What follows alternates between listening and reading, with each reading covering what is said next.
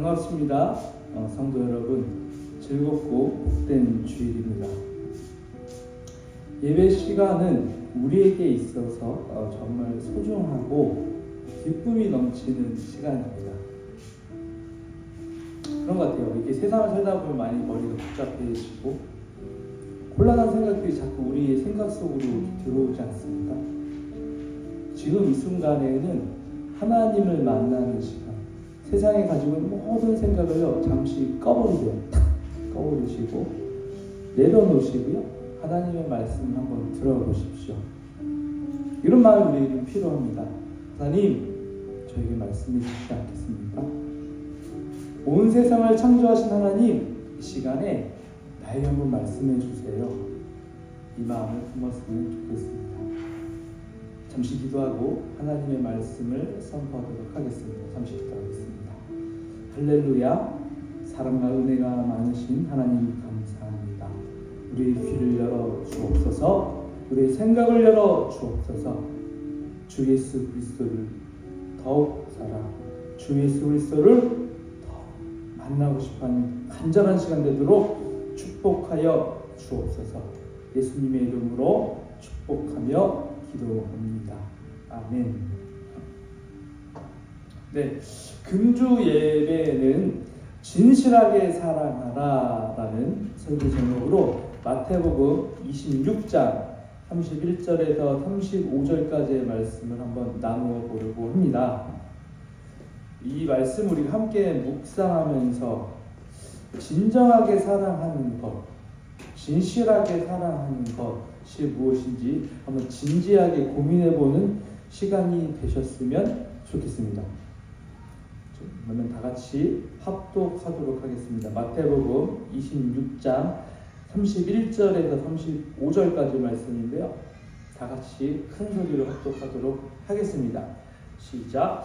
그때 예수께서 제자들에게 이르시되 오늘 밤에 너희가 다 나를 버리리라. 기록된 바 내가 목자를 치리니 양의 떼가 흩어지리라 하였느니라. 그러나 내가 살아난 후에 너희보다 먼저 갈릴리로 가리라. 베드로가 대답하여 이르되 모두 주를 버릴지라도 나는 결코 버리지 않겠나이다. 예수께서 이르시되 내가 진실로 너에게 이르노니 오늘 밤 닭 울기 전에 내가 3번 나를 부인하리라. 베드로가 이르되 내가 주와 함께 죽을지언정 주를 부인하지 않겠나이다 하고 모든 제자도 그와 같이 말합니다. 아멘. 제가 이제 오늘 예배에 앞서서 한 청년의 이야기를 여러분과 함께 나눠보려고 합니다. 그 청년의 이야기는요, 죄악으로 더럽혀진 인생을 아주 오랜 시간 살았어요.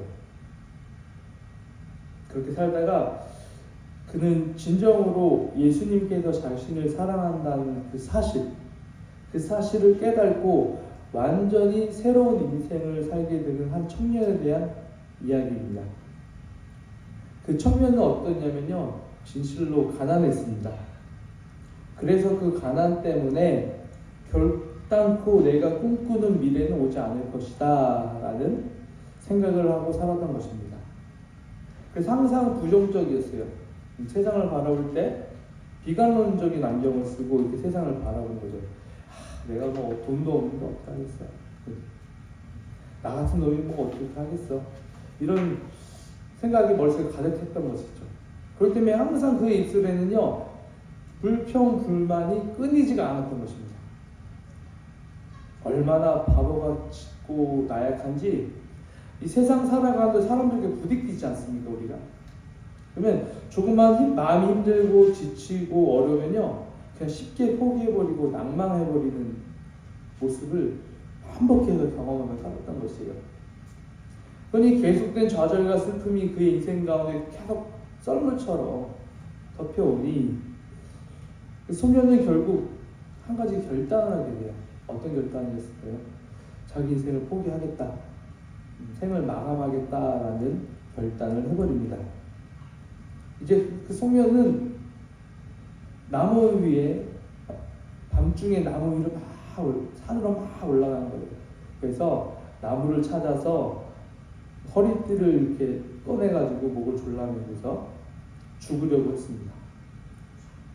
힘겹게 올라가서 목을 메고 이렇게 서 있는데 매달리려고 하고 있는 그 순간에 아니 발을 내밀기가 무서운 거예요.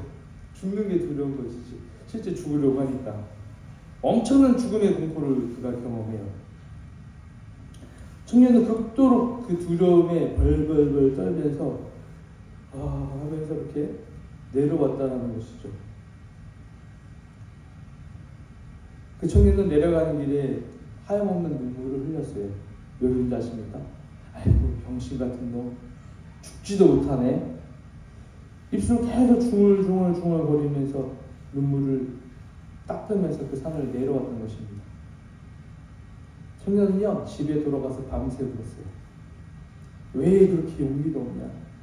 왜 그렇게도 바보 같은 인생을 또 살아야 되냐? 이래도 저래도 꽉 막힌 것 같은 인생. 청년은 마음이 무너져 내리기 시작했습니다. 그리고 깜깜한 방에 홀로 무릎을 포개고 앉으면서 입술을 깨물고 이를 꽉 물고 치를 떨면서 울었어요. 그때였습니다. 그의 내면 깊은 곳에서 들려오는 명확한 음성이 있었어요. 내가 너를 사랑한다. 그 음성을 들은 청년은 너무나 놀랐던 것입니다.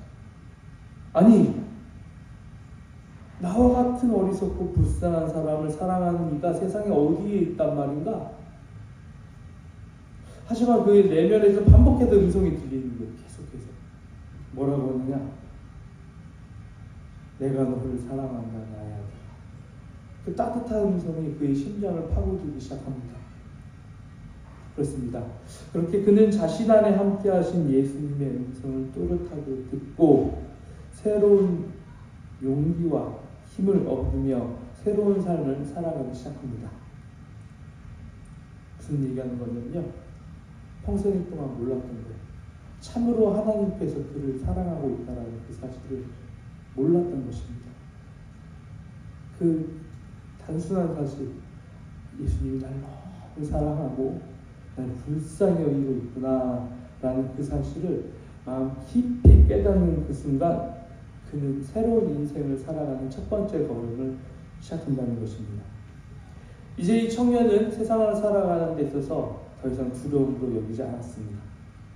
왜냐하면 전능하신 하나님, 그 예수 그리스도께서 나의 죄를 위하여 십자가에서 나의 연약함을 담당하시고 죽으시며 3일 만에 부활하시며 지금 현재 10년간 함께하고 있다라는 그 사실을 분명하게 깨달았기 때문입니다.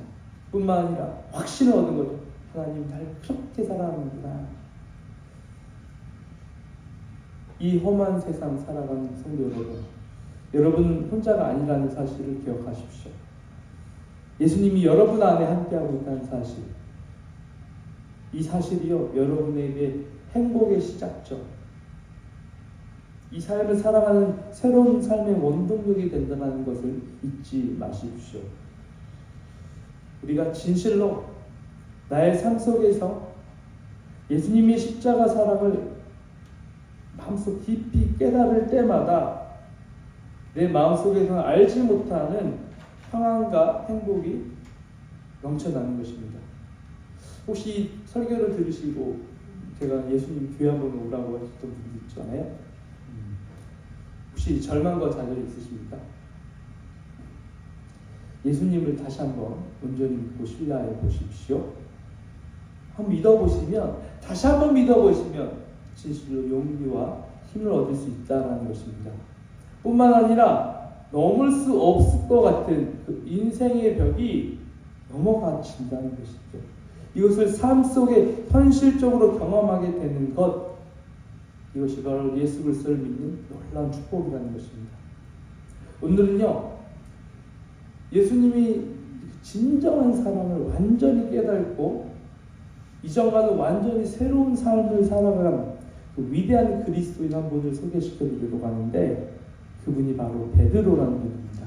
그 베드로의 그 이야기를 통해서 진실하게 하나님을 사랑하는 방법에 대해서 한번 우리가 깊이 있게 고민했으면 좋겠습니다.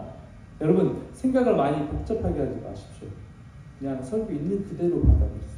복잡하게 하지 마시고 있는 그대로 받아들였으면 좋겠습니다. 첫 번째 포인트 한번 읽어볼까요? 시작. 진실하게 사랑하려면 자신의 교만함을 버려야 합니다. 다시 한번 첫 번째 포인트. 진실하게 사랑하려면 자신의 교만함을 버려야만 합니다.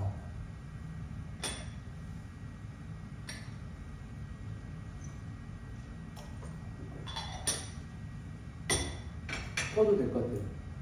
꺼도 될 것 같아요. 너무 더워서 빨리.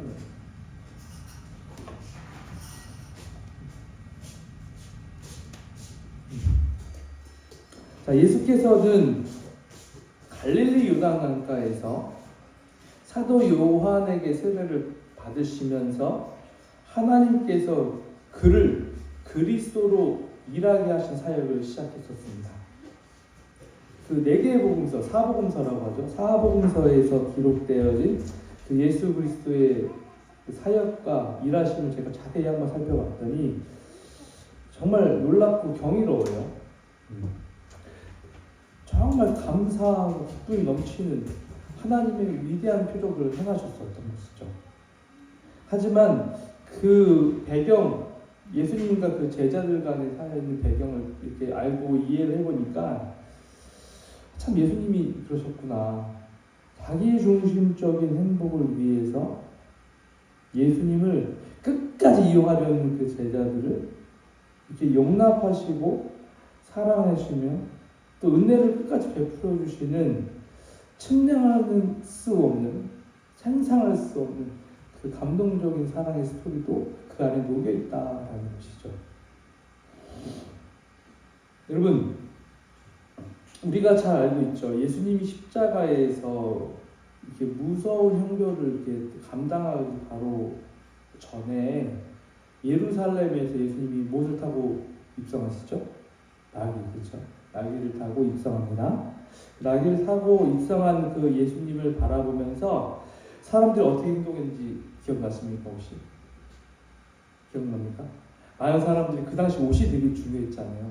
그렇죠? 사막이니까 옷 한 벌이 생명같이 중요했던데 그 옷을 바닥에 다 깔았어요. 이렇게 깔고 나뭇가지를 막 흔들면서 종려가지를 막 흔들면서 큰 소리 외치셨어요. 뭐라고 했죠? 호산나!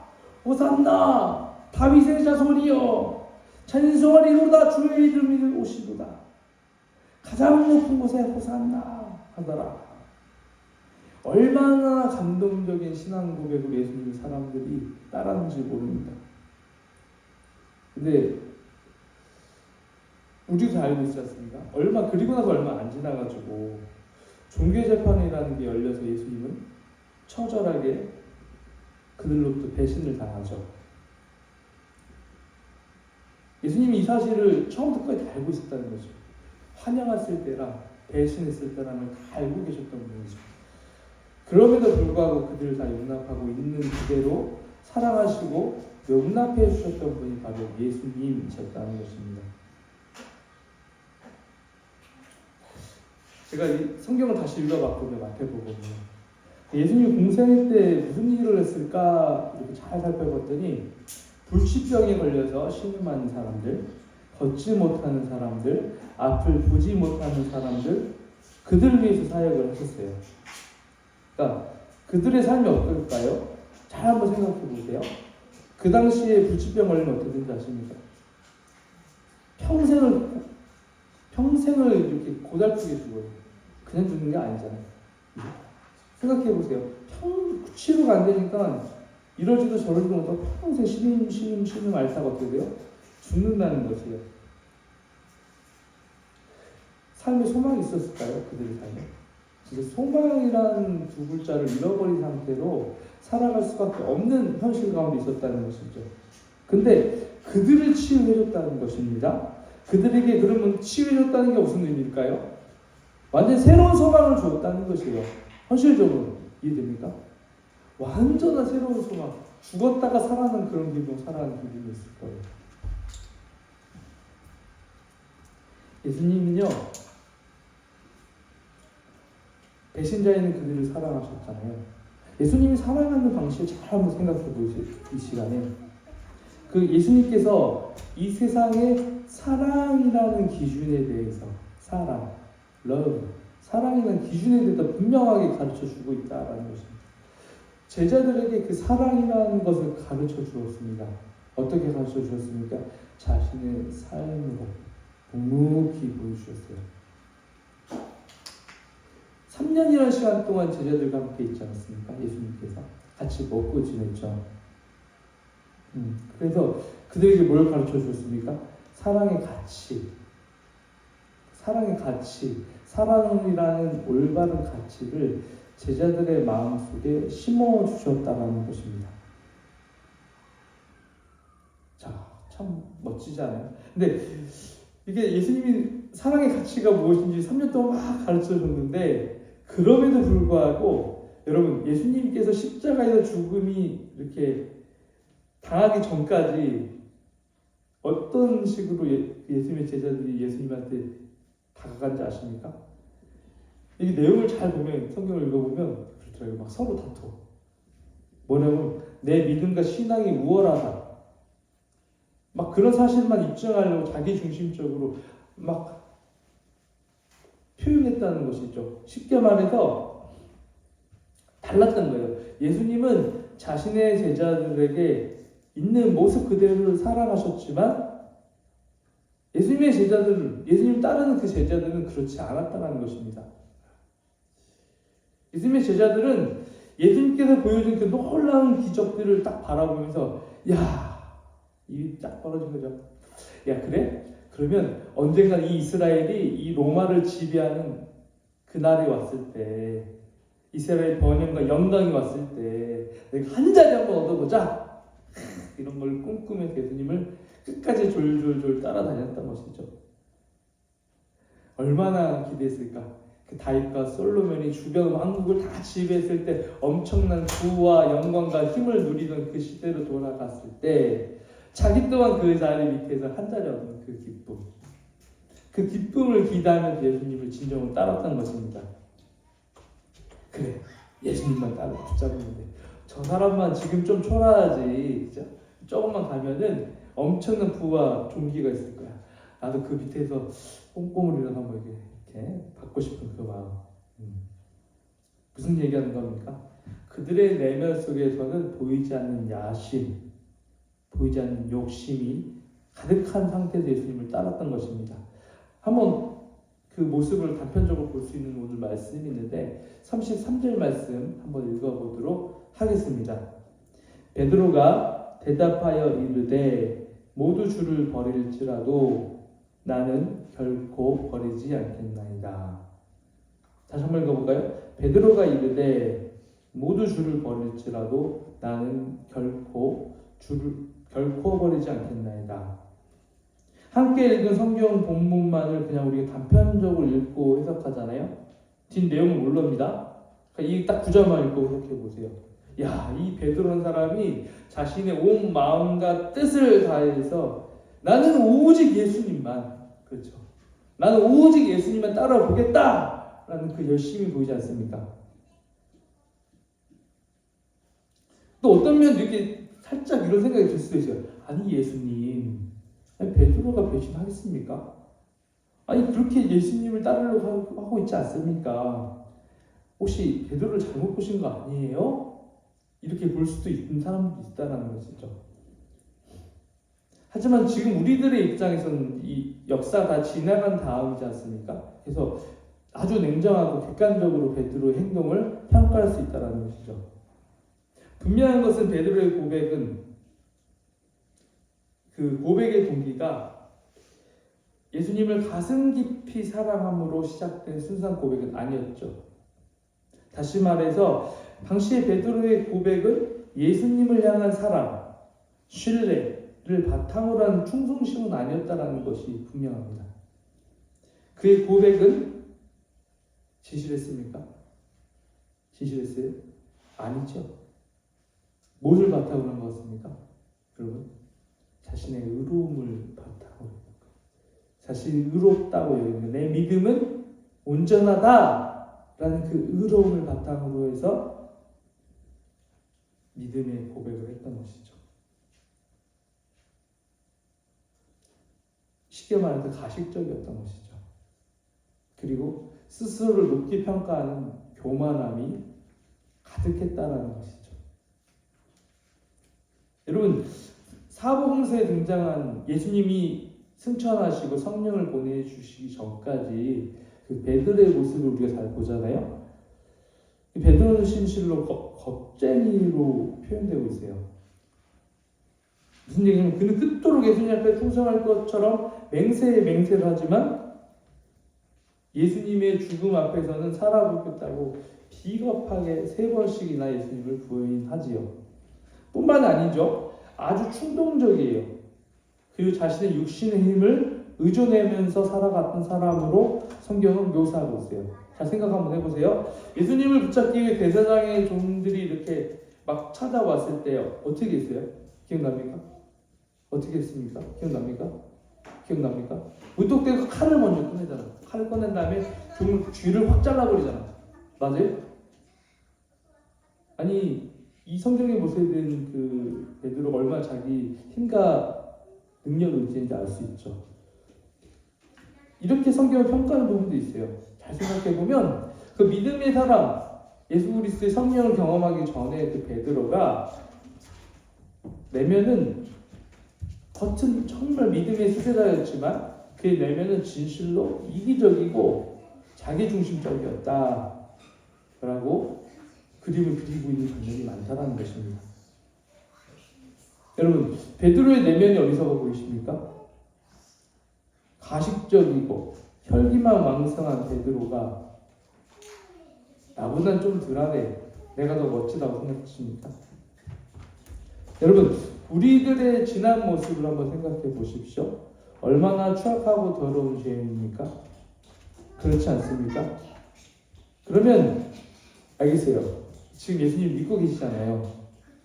지금 예수님 믿고 있는 이 현실은 이전과 다르게 얼마나 깨끗하게 정결하게 변화되셨습니까?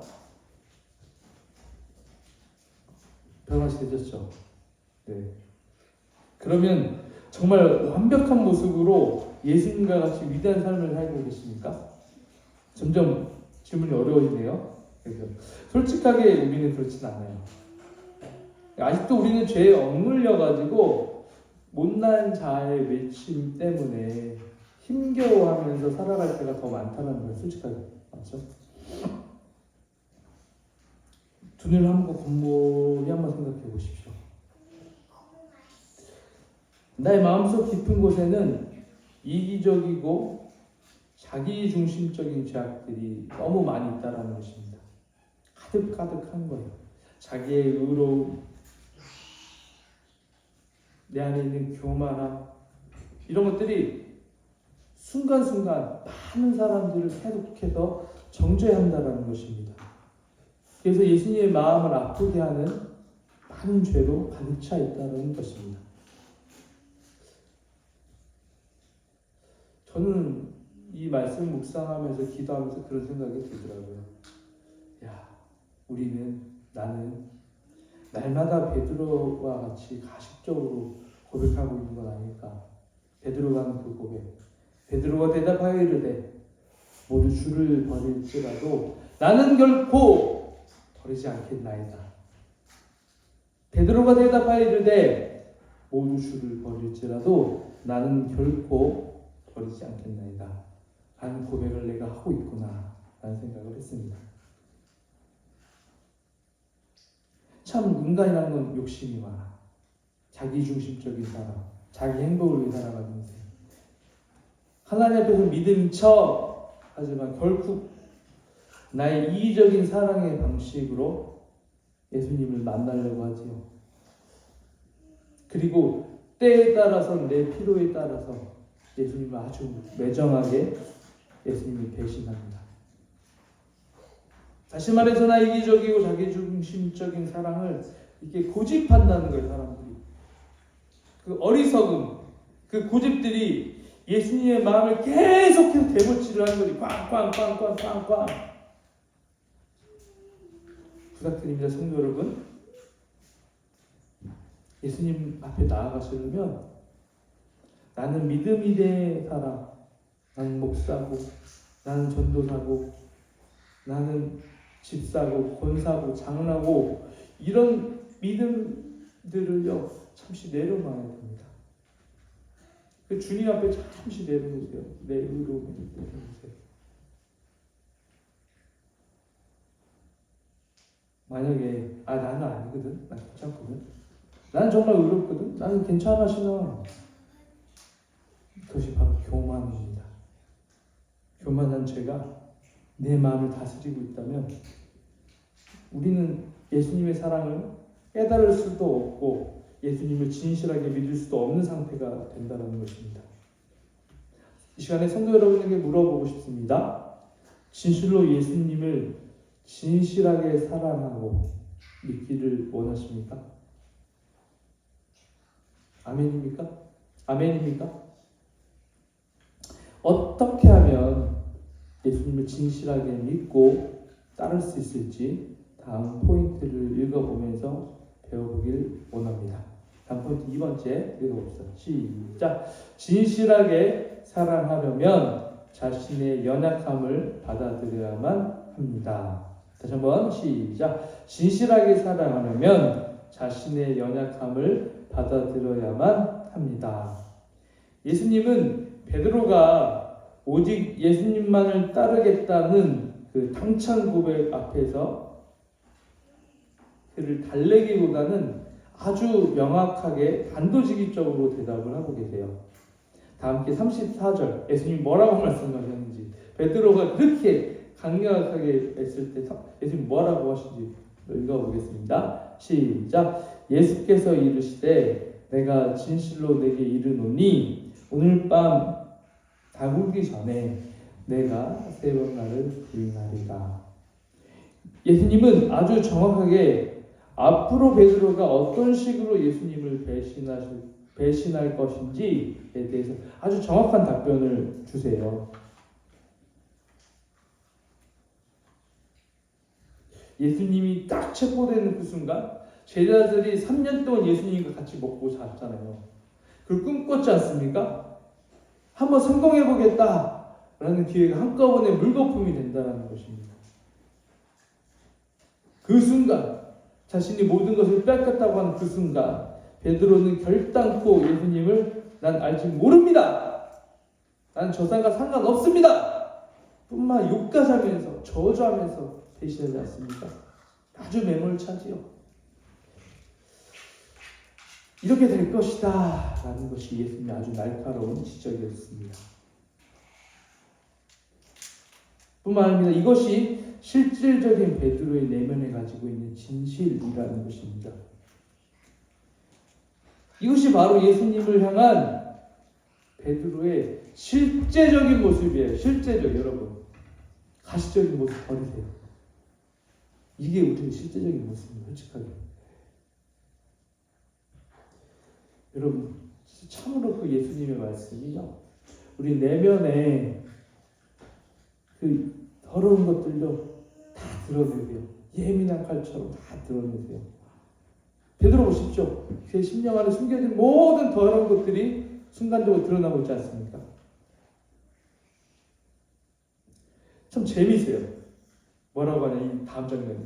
베드로는요, 결단코 하나님의 아들 그 예수 그리스도의 말씀을 받아들이지 않는다는 거예요. 여러분, 받아들이지 않아요. 저 베드로가 보시면 오히려 더 크게 역성을 내면서 이렇게 반응하고 있지 않습니까? 뭐라고 하냐면 읽어보겠습니다. 35절 읽어보도록 하겠습니다. 시작! 베드로가 이르되 내가 주와 함께 죽을지언정 주를 부인하지 않겠나이다 하고 모든 제자도 그와 같이 말합니다. 베드로는 예수님께서 3번이나 나를 부인할 것이다 라는 말을 절대 수긍하지 않았습니다. 오히려 강력하게 반발하고 있지요. 내가 내 목숨을 내놓을게, 차라리 내 목숨을. 정말 예수님을 부인하지 않겠다는 것입니다. 정말 멋지지 않습니까? 이 대답이요. 정말 열정, 그 충성이 가득 넘치는 말 아닙니까? 그의 답변은요, 그 권능자 앞에서, 전능한 하나님 앞에서가 아니라 주변 사람들을 의식한 것 같아요. 제가 볼 때는. 그 주변 사람들 앞에서 나는 믿음의 사람이야, 나는 의로운 사람이야 라는 것을 자랑하는 것에서부터 시작된 것 같습니다. 여러분, 자신의 의로움, 교만이 넘치면 넘칠수록 우리는 사람들 앞에서 결단코 자신의 잘못을 인정하길 원하지 않습니다. 애써서 아닌 척하지 않아요. 잘 생각해 보세요. 거짓된 모습으로 내 내면, 내 겉모습 싹 위장하지 않습니까? 어찌 이렇게 바보 같은 모습인지, 위선된 모습이 정말 하나님 마음을 아프게 하는 것인지 잘 모르는 것 같아요. 세상 사람들은 자신의 부족함을 이렇게 감추고 드러내지 않는 것이 실력이고 능력이라고 생각하면서 살아가는 사람들이 정말로 많다라는 것입니다. 그러나 하나님 앞에서 모든 것을 알고 있고 모든 것을 통치하신 그 하나님 앞에서 자신의 연약함을 이렇게 싹 감추는 것은 진실로 어리석은 일이라는 것이, 바보 같다라는 것입니다. 여러분, 우리가 기도하면서 마주하고 있는 그 하나님은요, 우리 내면의 깊은 곳이 무엇인지, 내가 어떤 사람인지를 정확하게 알고 계신 분이시라는 것입니다. 다시 말씀드려서 우리 마음속에 숨겨진 모든 진실은 무엇인지, 어두운 부분이 무엇인지 너무나도 정확하게 알고 계신다는 것이죠. 여러분, 우리는 그 하나님 앞에서 대할 때 진실로 머리를 숙이고 낮은 태도로 만나야 된다는 것입니다. 그리고 간절히 주님의 도움을 요구해야 된다는 것입니다. 자신을 감추며 살아가는 인생, 자신의 인생은 완벽하다고 생각하는 인생, 나는 믿음의 사람이라고 생각하며 당당하게 하나님 앞에서 기도하는 사람들, 그러한 고백들, 하지만 실제 거짓으로 가득한 인생, 참으로 비참한 인생입니다. 여러분, 이사야서 29장 13절 말씀 한번 읽어보도록 하겠습니다. 이사야서 29절 13절 시작. 이 백성이 입술로는 나를 가까이 하고 입술로는 나를 영화롭게 하지만 그 마음으로 나를 멀리하고 있다. 그들이 나를 경외한다는 말은 다만 들은 말을 흉내내는 것일 뿐이다.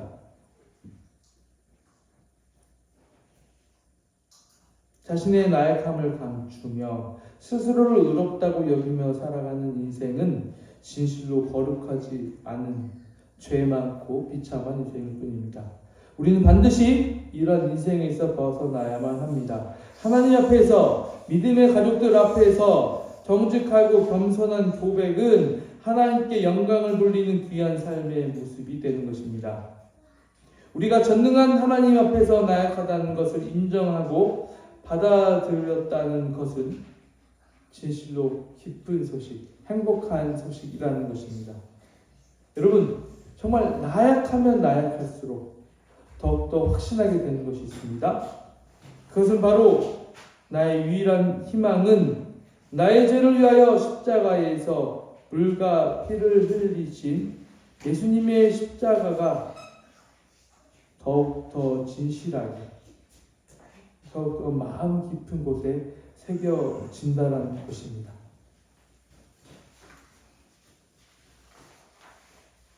예수님의 십자가 사랑이 무엇인지 알고 계십니까? 그 예수님의 십자가 사랑에 대해서 다음 포인트에서 좀 더 깊이 생각해 보도록 하겠습니다. 세 번째 포인트입니다. 진실하게 사랑하려면 예수님의 사랑을 가슴에 새겨야만 합니다. 다시 한번 읽어볼까요? 시작. 진실하게 사랑하려면 예수님의 사랑을 가슴 깊이 새겨야만 합니다. 성도 여러분, 예수님의 사랑에 대해서 어떻게 생각하십니까? 예수님께서 나를 사랑하고 계신다는 사실을 마음 깊이 절실하게 느껴본 적이 있습니까? 예수님의 사랑 때문에 가슴이 뛰어가지고 이렇게 막 잠을 이루지 못할 때가 있었습니까? 있었습니까? 이상한 사람이 있었습니까?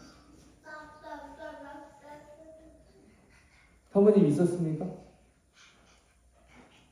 정말 그 사랑 때문에 막 가슴이 뛰어가지고 잠을 못 자는 거예요. 예수님 사랑 때문에 막 눈물을 흘리면서 예수님 사랑이 너무 고마워서. 있었습니까? 인생에 있었어요? 사모님 있었습니까? 여러분, 이것이 필요한 거예요.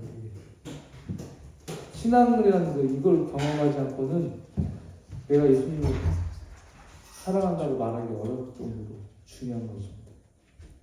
여러분, 예수님은요 진실로 좋으신 분입니다. 예수님은 진실로 우리를 너무나 사랑하시는 분입니다. 너무나 우리를 사랑해 주시죠. 예수님은 믿고 이렇게 제가 따르는 제 인생이 그렇게 오래 길진 않습니다. 동영상을 보시는 분 중에서 나이가 연배가 있으신 분들 같은 경우에는 보다 제가 믿음의 신앙생활이 길진 않아요. 근데 확실한 한 가지가 있습니다. 예수님 나를 사랑한다는 사실입니다. 저 날마다 마음이 아프고 날마다 가슴에 새기는 사실이 하나가 있습니다. 이게 마땅히 내가 징계받아서 내 죄악 때문에 형벌받아 지옥으로 가야 될 때가 예수님의 그 핏값으로 인해서 죄가 사함받고서 깨끗해진 그 사실, 그리고 예수님 날마다 날 사랑해 주시고 있다는 그 사실, 그 사실이 날마다 새롭게 되어지고 더 깊어질 때마다 예수님께 얼마나 미안한 마음이 들든지 모르겠어요. 당연한 게 아니라 미안한 거죠. 그 미안함과 고마움이 잊혀지지 않는 향기가 되는 것 같습니다. 그 향기가 내 몸을 자꾸 감싸요. 그래서 자꾸 울컥울컥 눈물이 쏟아질 때가 많다는 것이죠. 여러분, 예수님의 사랑이 우리 안에 넘치기 시작하면요, 나를 배신하며 욕하며 저주했던 이들을 찾아가서 그들을 향해서 진심 어린 마음으로 사랑을 베풀어주고 싶은 마음이 생깁니다. 근데 우리는 참 연약하죠. 우리에게 상처 준 사람들한테 아주 냉정하지 않습니까? 특히 아주 심하게 우리의 마음을 아프게 한 사람들, 그들을 가까이 하지 않습니까? 가까이 하지도 않잖아요. 그들이 내 가족이라면 어땠습니까? 똑같죠. 가족이라 할지라도 내 마음을 아프게 한 사람을 쉽게 용서하지 않습니다. 용서하고 싶어 하지 않는 것이 우리들의 모습이라는 것이죠. 여러분, 예수님의 사랑에는 진실함이 있습니다.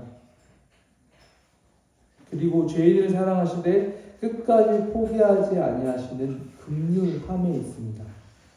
또는 아무런 유익을 구하지 않으며 상대를 위해서 아낌없이 베풀어주는 정직한 사랑의 방식에 있다는 것이에요. 금일 본문에 보여준 예수님의 사랑을 한번 살펴보겠습니다. 31절, 32절 말씀입니다. 읽어보도록 할게요. 시작. 그때 예수께서 제자들에게 이르시되 오늘 밤엔 너희가 나를 버리리라. 기록된 바 내가 목자를 치리니 양떼의 때가 흩어지리라 하였느니라. 그러나 내가 살아난 후에 너희보다 먼저 갈릴리로 가리라. 여러분, 예수님께서는 지금 뭘 말하고 있냐면 520년 전, 예수님이 태어나기 전 520년 전, 안 놀라네요. 그 기록된 스가랴 13장 7절에서 예언된 내용이죠. 뭐라고 예언이 되었느냐? 하나님께서 그 예수님 십자가의 죽음에 앞서서 예수님을 따르던 양들, 그의 제자들을 모두 흩어버리게 될 것이다 라는 그 예언이 성취될 것이다 라고 예수님께서 지금 말씀하고 계시지 않습니까? 우리가 그 성경의 후반부를 정확하게 알고 있는 것처럼 그 스가랴가 선지자가 예언한 그 말씀은 완전하게 이루어집니다. 한치 오차도 없이 정확하게 이루어지지 않습니까? 어쩌면 이게 우리가 봤을 때 당위성에서 보면 당연히 일어나야지 이런 관점으로 볼 수도 있어요. 근데 예수님은요, 이 사실을 알고 계셨지 않습니까? 당연히 일어나야 될 걸 알고 계셨잖아요. 근데 예수님의 입장은 좀 달랐던 것 같아요. 현실적인 입장을 보았던 거예요. 뭘 보냐? 예수님을 따르기 위해서 모든 것을 걸었던 그 제자들의 인생이 어떻게 될 거를 알고 있을까요? 한순간에 인생의 방향표를 잃어버릴 것이다. 엄청난 좌절과 고통을 경험할 것이다 라는 것을 알고 계셨다는 것입니다. 예수님의 십자가 죽음 앞에서 어쩔 수 없이 흩어지고 괴로워하며 삶의 소망을 잃어버린 그들을 향해서 예수님이 하실 수 있는 게 무엇이 있습니까? 아무것도 없었죠.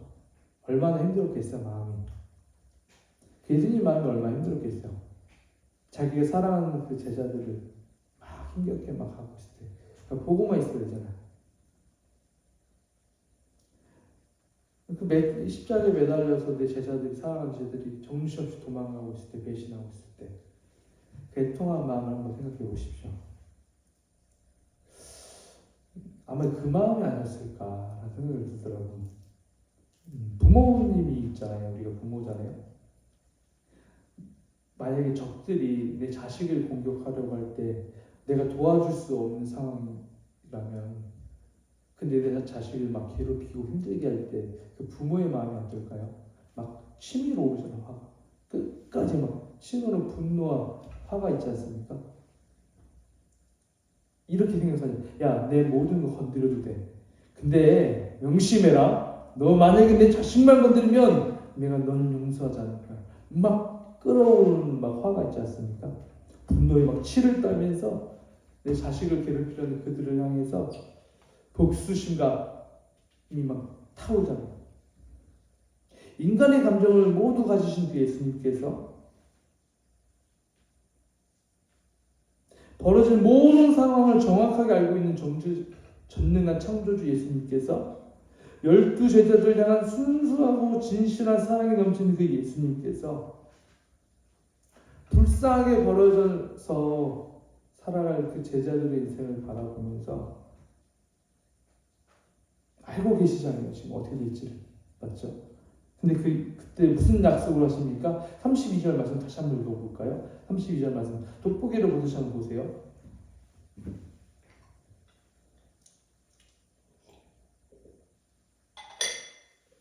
시작. 그러나 내가 살아난 후에 너희보다 먼저 갈릴리로 가리라. 예수님의 제자들이 십자가에서 처형되고 난 이후에 완전히 소망을 잃어버리고 낭망하게 될 것을 예수님 알고 계시죠. 또한 예수님이 제자들이 예수께서 죽었다가 다시 살아나실 것이라는 사실을 그 당시 제자들은 진정을 믿지도 못했죠. 현실로도 받아들이지도 못했고 사실을 인정하지도 않았던 것이에요. 근데 예수님은 살아서 계속 반복해서 뭐라고 하셨어요? 얘들아, 내가 죽고 나면, 십자가에 죽고 나면 3일 만에 부활해서 너희들에게 찾아갈 거야. 계속해서 가르쳤어요, 반복적으로. 근데 제자들은 어땠습니까? 현실의 벽 앞에서 그냥 모든 믿음을 잃어버리고 완전한 소망을 잃어버리고 낭망하며 뿔뿔이 터지지 않습니까? 근데 예수님이 뭐라고 말씀하세요? 내가 찾아갈게. 내가 먼저 갈릴리로 가서 너를 만나려고 기다리고 있을게. 예수님은 그 제자들을 너무 진실하고 소중하게 여기셨다는 것이에요. 예수님은요, 진실로 우리의 마음이 조금이라도 다치기를 원치 않으신다는 것이에요. 예수님은 우리 진실로 사랑하고 계신다는 것입니다. 여러분, 마냥 보이지 않는 인생 같아요. 깜깜한 터널에 있는 것 같습니까? 여러분이 조금이라도 다치기 원치 아니하시는 그 예수님의 상상할 수 없는 놀라운 사랑을 삶 속에서 경험해 보십시오. 여러분, 먼저 예수님을 진실하게 사랑하면서 살아왔던 사람들의 신앙 고백이 있습니다. 첫째, 예수님은 진실로 우리 인생의 절망 가운데 찾아오신다. 둘째, 예수님은 마음이 겸손하고 낮아졌을 때 우리의 심령 깊은 곳에 아무도 untouchable, 만질 수 없는 그 영역으로 찾아오신다. 절망 가운데 찾아오신 예수님은요, 우리의 인생을 완전히 변화시킵니다. 우리 인생 가운데 절망과 좌절이 완전히 사라지고 정리가 되어 그리고 샘솟는 소망이 넘쳐나게 됩니다. 고난이 더하면 더할수록 예수님의 측량할 수 없는 사랑이 우리의 마음속 깊은 곳에 더 진하게, 더욱 선명하게 새겨지는 것입니다. 우리에겐 진실로 선한 것이 전혀 없지요. 그 사실을요, 마음속 깊이 인정하십시오. 그리고 겸손하고 정직하게 연약한 모든 것을 예수님 앞에 용기 내어 내려보십시오. 참 감사한 것 같아요. 예수님, 야, 너 더러워. 난 네가 더러워서 싫어. 네가 연약해서 싫어. 너가 이기적이어서 싫어. 넌 네 주장만 하잖아. 네가 원하는 것만 하잖아. 넌 너같이 악한 애는 싫어. 이렇게 책망하지 않는다는 것이에요. 예수님은 우리의 모습을 알고 있어요. 우리 내면의 생각도 알고 있어요. 우리의 가식적인 것도 다 알고 있어요. 사람들은 눈은 속일 수 있지만 하나님은 당신을 다 알고 있다는 것입니다. 예수님 앞에 다가가는 당신을 분명합니다. 묵묵히 따뜻하게 안아주실 것이요, 따뜻한 품에 안겨서 한없는 하나님의 사랑을 경험해 보십시오. 제가 성경 말씀 좀 읽다가 베드로가 마지막 변한 부분들, 서기가 좀 길어져서 이 부분 하나만 정리했는데 마태복음 26장 75절 말씀을 읽어보겠습니다. 시작. 이에 베드로가 예수의 말씀에 딱 울기 전에 내가 3번 나를 부인하리라 하심이 생각나서 밖에 나가서 심히 통곡하니라. 자신의 생명을 유지하기 위해 그렇게 매몰차게 냉정하게 사람들 앞에서 예수님을 저주했던 베드로가 지금 뭐하고 있습니까? 심히 통곡하고 울고 있어요. 왜 그렇게 베드로가 심히 통곡하고 울었을까요? 왜 울었을 것 같으세요? 한번 고민해 보세요. 왜 울었을까요? 그것은 예수님의 말씀이 생각이 났던 것이에요. 베드로는 전능한 하나님 예수 그리스도 앞에서 자신의 목숨까지 내어놓고 끝까지 예수님 따르겠다라고 막 주장하면서 고백했잖아요.